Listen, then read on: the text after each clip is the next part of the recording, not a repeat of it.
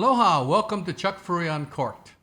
So joining us today is Ariana Suchia, the Gram Sam. Gram Sam. Yep. Kali Furuya, and then myself, Chuck.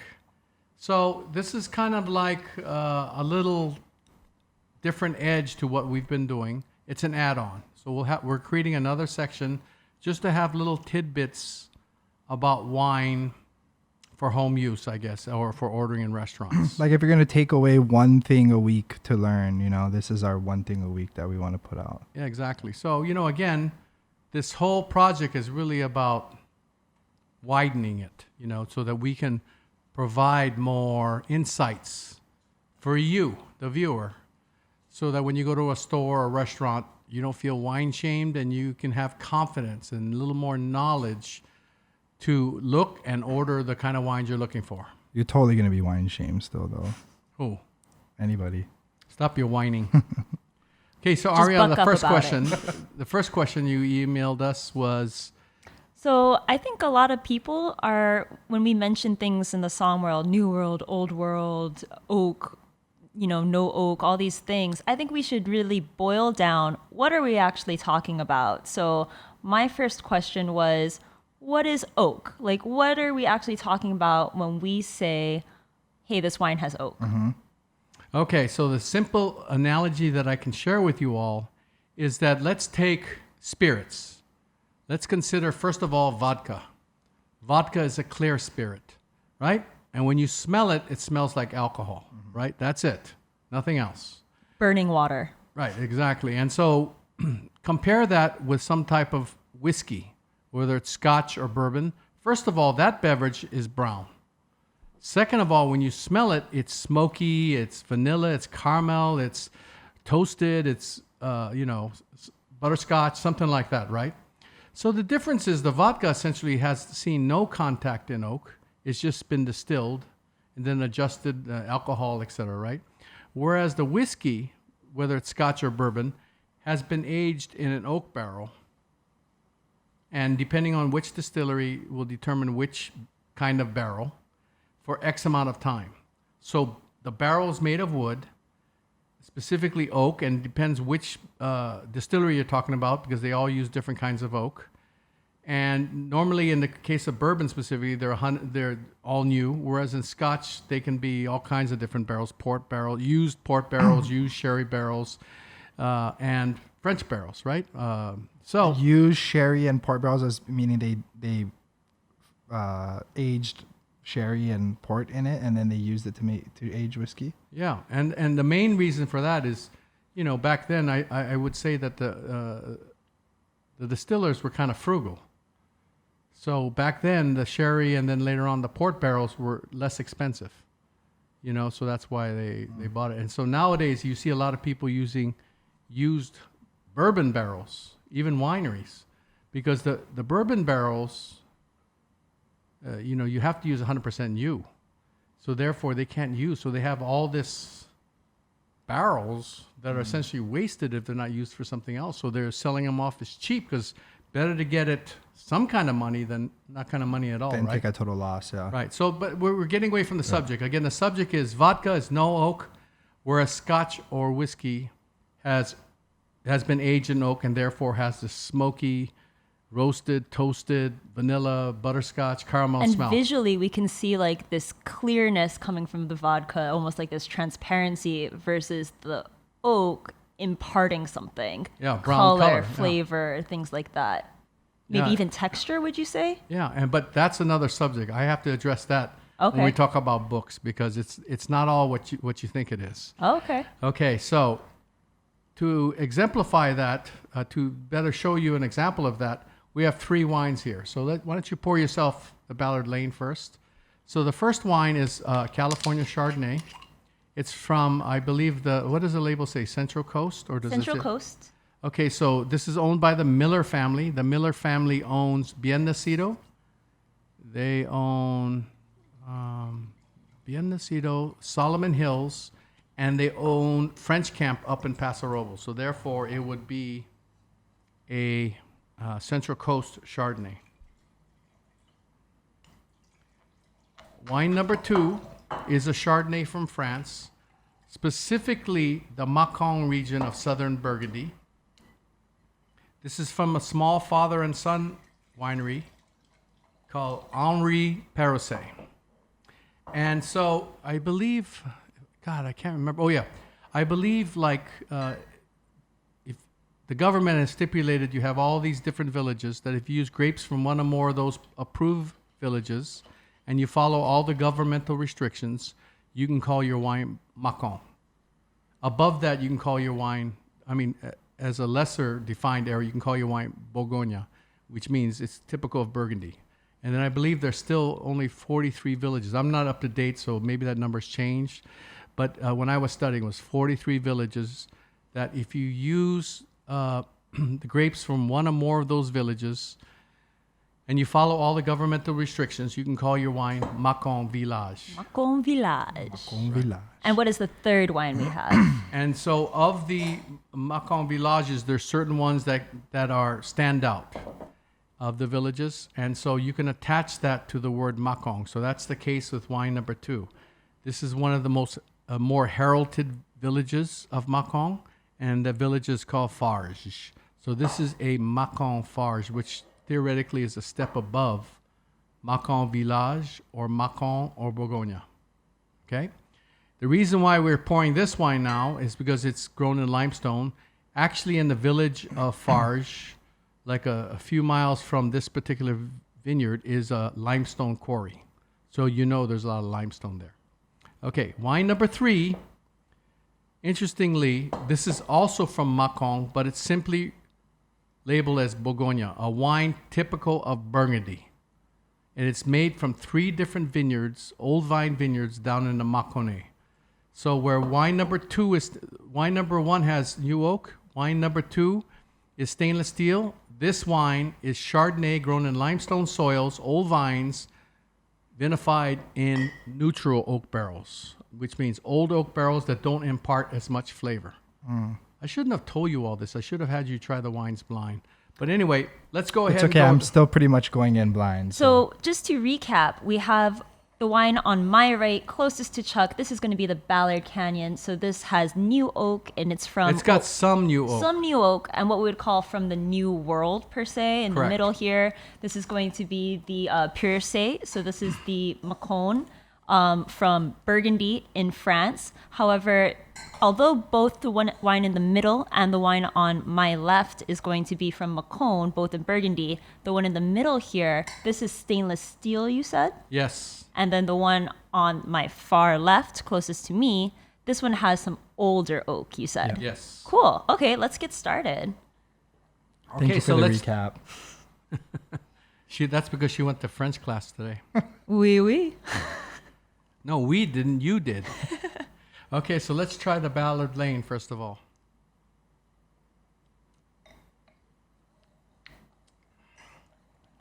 This reminds me of that tasting thing we did at La Vie. Oh, yeah. So yeah. So can everybody get the toasted and the caramel character? So it's not heavily oaked, but you certainly get some oaky characteristic to it, right? And you get the pineapple, apple characteristic. Everybody agree? Mm-hmm. Yeah. But you can get texturally, you can get kind of that oak creaminess to it, right? Yeah, I feel like for me, Chardonnay is naturally kind of like a nutty varietal. Like there's some nuts in it.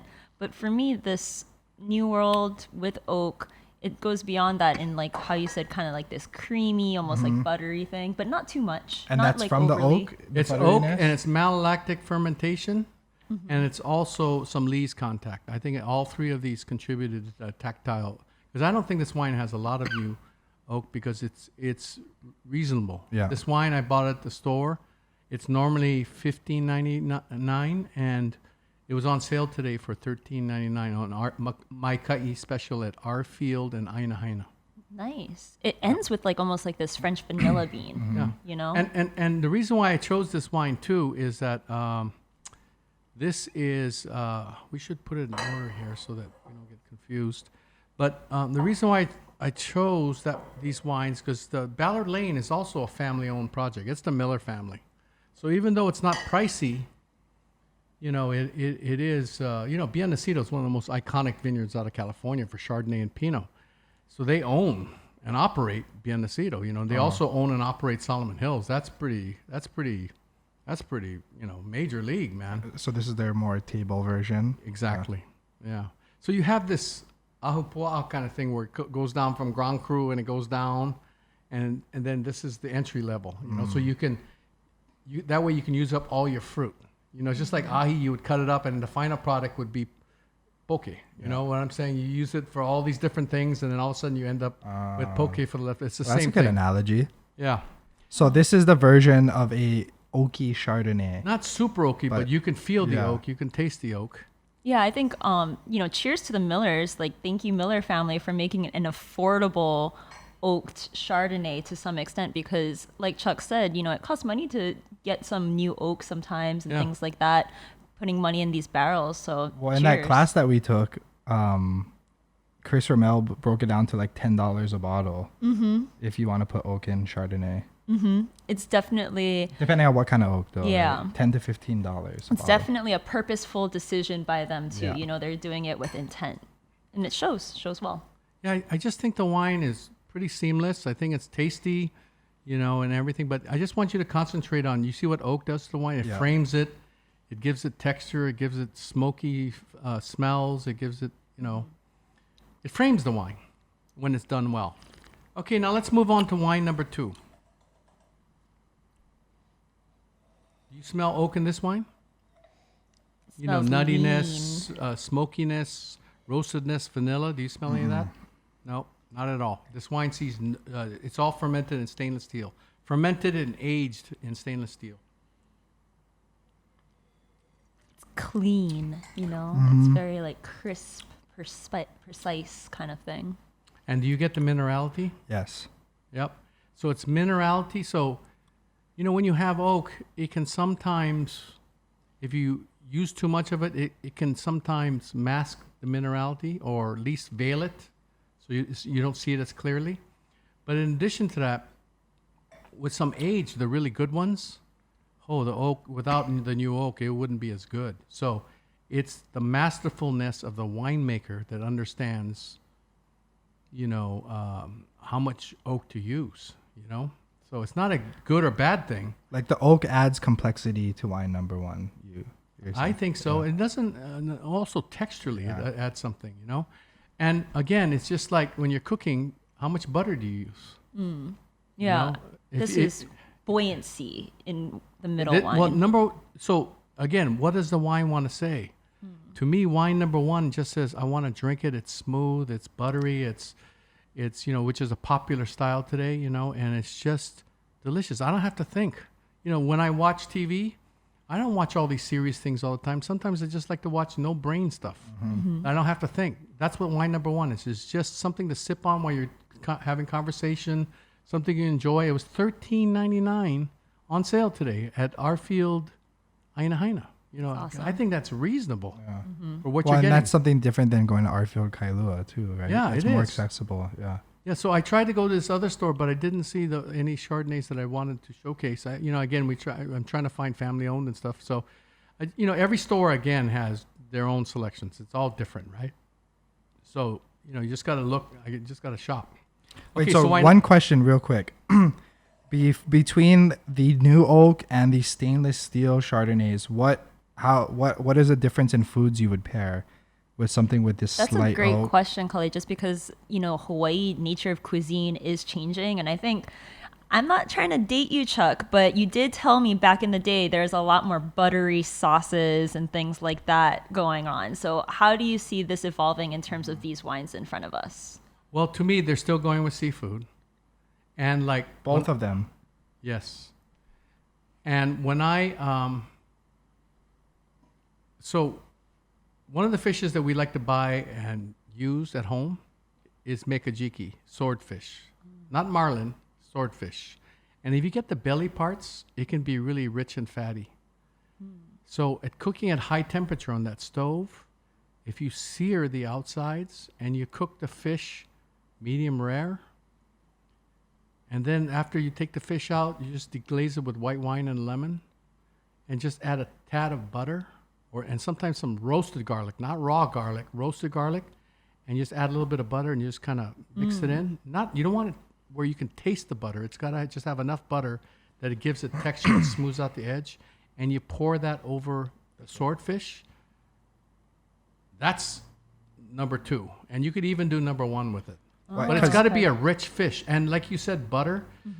So remember what I said with the steak example. You marinate steak in red wine, it tenderizes it. And so it depends on how much fat or marbling the steak has will determine what kind of tannins you need corresponding wine. So it's all about fat. Butter is fat. I see. So that's why a grape variety like Chardonnay tends to have a little higher alcohol. Tends to be a little more. A lot of people are doing more skin contact now, so you have a little bitterness showing up. You may not notice it, but it's there. And so you need something to soak that stuff up. So that's why I think richer fishes or more complicated seafood dishes that have Swiss chard underneath, or something that soaks up the bitterness. I think just a little bit of butter to kind of like meld all the flavors would really work with these kind of wines. Cool. In fact, all 3 of these. All 3. Oh, nice. Okay, so let's go back to wine number 2. This is the wine number 2 is like a squeeze of lemon. Yeah, Factor. It's got a little more acidity, Yeah. and it's totally about minerality. So when you smell that minerality in wine number 2, it's kind of like this floral, kind of seashell-y, I don't know, when you smell a piece of limestone or when you lick it and smell it, it's got this kind of briny kind of character. That's what wine number 2 is. I think briny is a good description because, not everybody licks rocks, so... I do it so well. My nickname is Courvoisier because I'm a fine liquor. Oh, my Lanta. Okay. Oh my God. So anyway, so this wine is Macon from the village of Farges. So it goes Bourgogne, Macon, Macon village, and then you got the crew villages, in this case, Farges. So that's what this is from, a small father and son thing. So Cully brought this wine. Where did you buy it? I got this from Foodland Einaheina as well in the R Fields section for I think $21.99. Don't you think that's a great price? Yeah. Steal, man. Yeah, I think that wine is a steal. For, drinking it on its own, for, like Chuck said, having it with your dinner. Oh, my God, that's a steal. They actually had pretty good selections there, huh? The Einaheina one. Yeah. Yeah. Yeah. Okay, then let's talk about. So Kelly and I didn't shop together. We it was separate times. Okay, then let's look at wine number 3. He really wanted to emphasize that he doesn't like seeing you outside of this podcast. Just Have joking. you seen his haircut? That's why I had the headphones to weigh down my hair. Wine number 3. Whoa. So what do you smell, Kelly?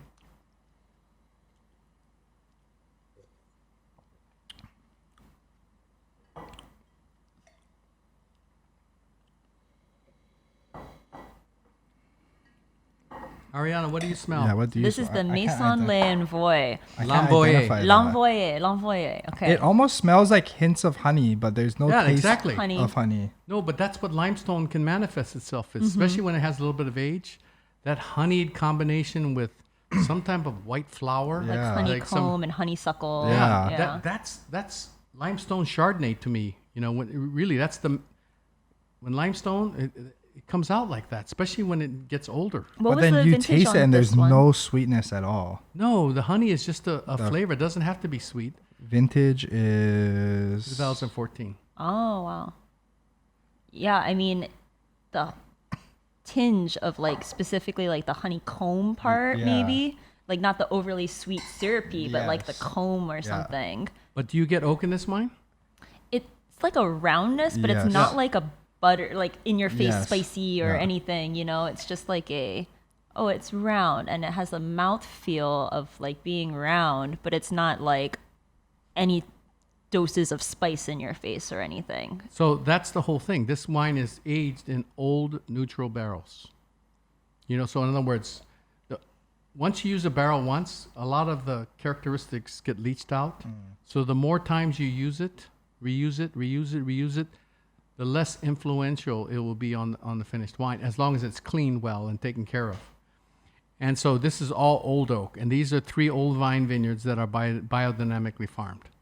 And this is the L'Envoye, Bourgogne Blanc, We'll edit the photos of the wine into the podcast, but It has a little mushroomy characteristic going on. I think that's from the too. age. Yeah.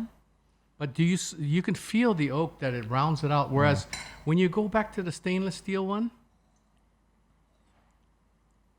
it's a great lesson. first of all, it's younger, so it's more Sharper. crisp and fresh and invigorating and riveting and fresher as she said.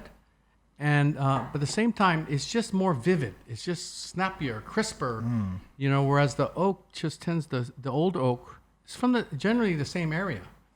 The old oak just kind of like rounds it out. Yeah. Just kind of smooth. Whereas when you go back to wine number 1 now.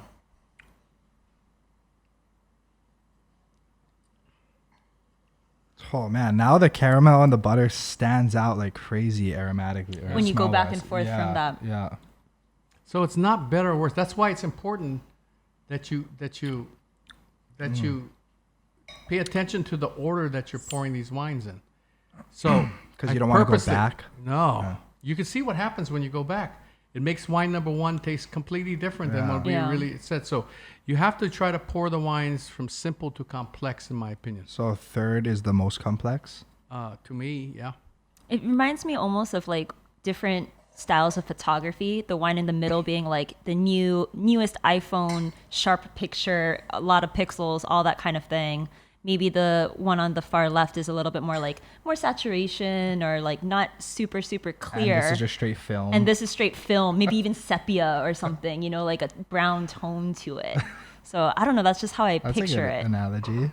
This middle one is just like sharp, Yeah. precise, and then it goes to this gradient of like it's a little bit more brown and round, Well, also because it's so vividly minerally, to me, when it's served chilled, it adds to the refreshingness and the summer heat enjoyment, that this can create. It's so much more uplifting Yeah. between the minerality and the dryness and the crispness and the stainless steel use of stainless Missy steel. might like this after the beach, right? For her beach wine. I think so. Yeah, she likes this wine. Oh, Cheryl okay. really likes this wine too. So we buy this one. We buy the Macon-Farges more regularly because it's a little less expensive. But the price that you got that at today, brah, that's a steal. I'm telling you.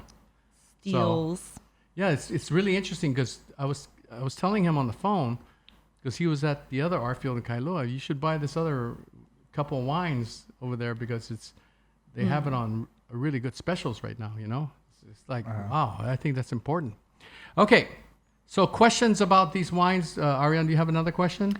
I think let's go into and dive a little bit deeper into, we have two really great examples of what we would say old world versus the new world example. Can you give us a little bit more clarity on your thoughts of that? Yeah, so just so you're clear, I think wine number 1 and number 3 are typically in the same price range. Just so Okay. we're talking apples and apples. Okay. I think wine number 2 typically is more expensive, even though it's 5.